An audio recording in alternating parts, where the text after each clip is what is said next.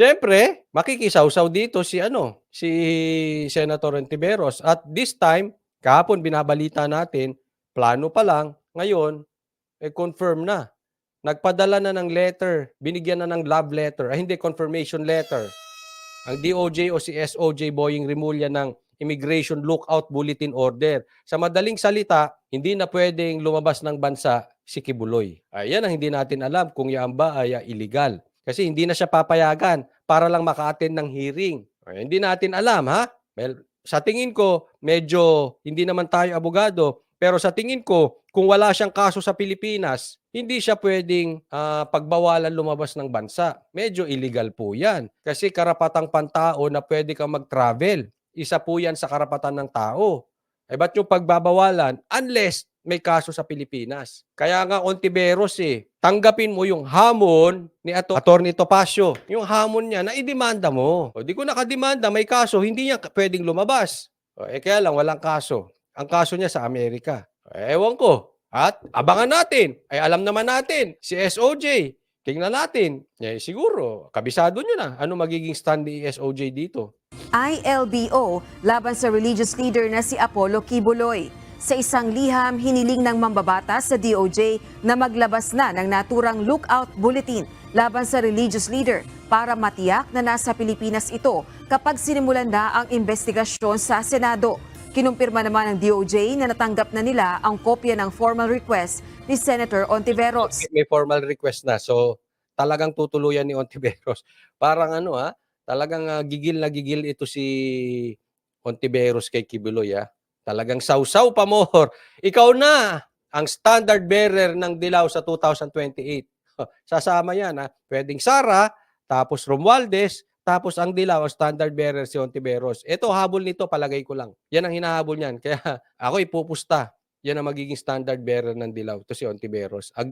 Agresibo Paliwanag ng senadora, nais nilang dumalo ng pisikal sa pagdinig si Kibuloy bilang parte ng due process. Para mapahiya.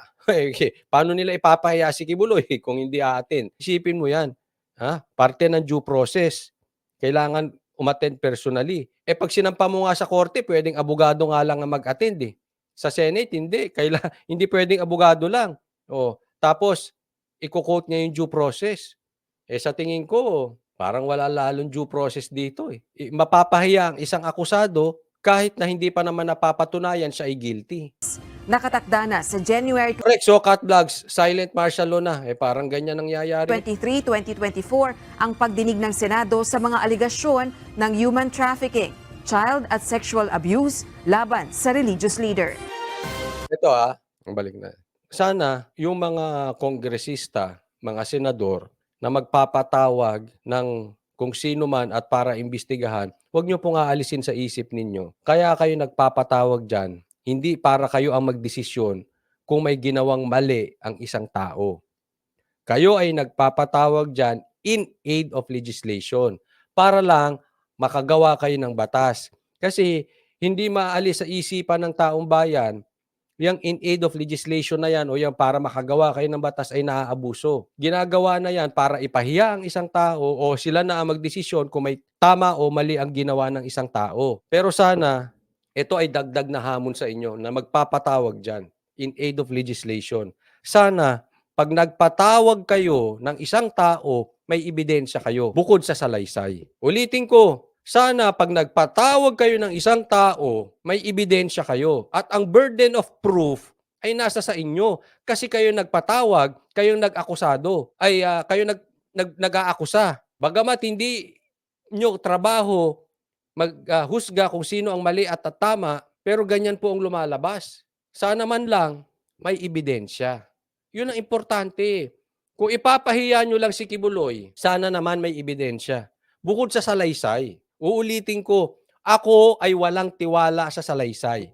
Yes, ang salaysay ay admissible sa korte, pero madali po yang gibain pagdating sa korte. Ang problema, pag sa Senado o sa Kongreso, yung salaysay na yan, pag binak-aba na yan ng Senador, pag binak-apa na yan ng Kongreso, ang hirap ng gibain. Sino bang naghihusga? Sila. Wala namang forensic evidence. Lahat po kayong nanonood dito, halimbawa, Lahat kayo, pwede kayo magbintang kay Kibuloy. Napakadali magbintang eh. Kung bunganga lang ang gagamitin. Sana, Senator Hontiveros, kung meron kang ebidensya at meron kang testigo, wag lang sana puro bunganga. Kami nakikiusap lang po. Kung magpapatawag kayo, do your assignment. Research. Research beyond salaysay. Hindi yung pwedeng daldal lang. Sabi dito ni Sindred Longasa, may lumulutang na mga witnesses against Kibuloy, Coach Oli. Yes. Oh, pero madali kasi mag-witness eh. Tatandaan mo, lalo na kung marami kang hawak na tao, isa lang doon, hindi mo mapagbigyan. Isa lang doon, inggitero. Isa lang doon, isekyora. Yung isa lang doon, nagkagusto sa'yo, hindi mo napagbigyan. Tapos ka na dyan. Real talk po. O malay mo, meron isa doon, nagselos kay Kibuloy. Ay, hindi ko pinagtatanggol si Kibuloy. Ang pag-uusga ay wala sa akin nasa Korte Suprema. Ang punto ko lang dito, yung dati pang stand natin. Stand natin kay Jovelyn pa, stand natin kay Bantag, stand natin kay Tebes, at sa stand natin sa mga akusado. Huwag dakdak, huwag salaysay. Sana yung dakdak may forensic evidence. Ako walang tiwala talaga sa dakdak. Madaling manira ng tao eh. Usong-uso pa naman sa Pilipinas ang marites.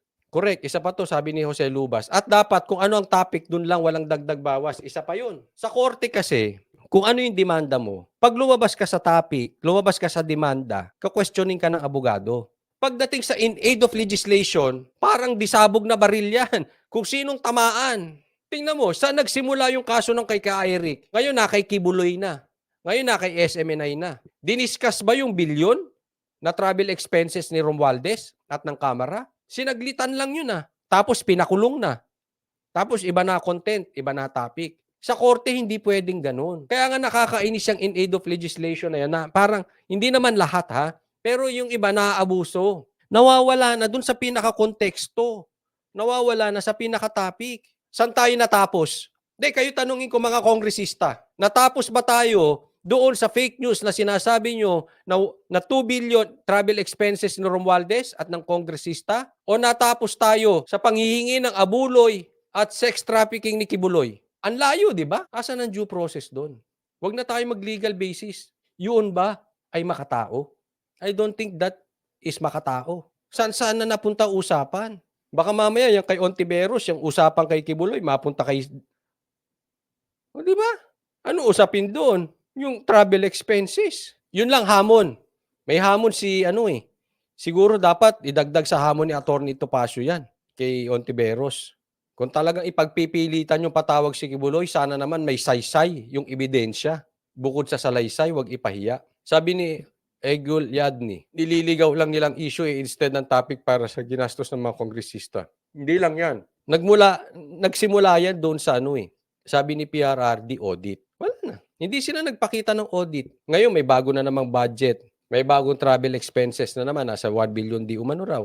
Hindi pa na-audit yung dati. Nasa usapin pa yung dati. Meron na namang pinag-uusapan ngayong budget, dagdag budget sa 2024. Hindi man lang sila naglabas ng audit. Yun ang nire-request ng taong bayan. O ngayon, may kasalanan si Kibuloy. Grabe, no? Tindi ng mga Pilipino.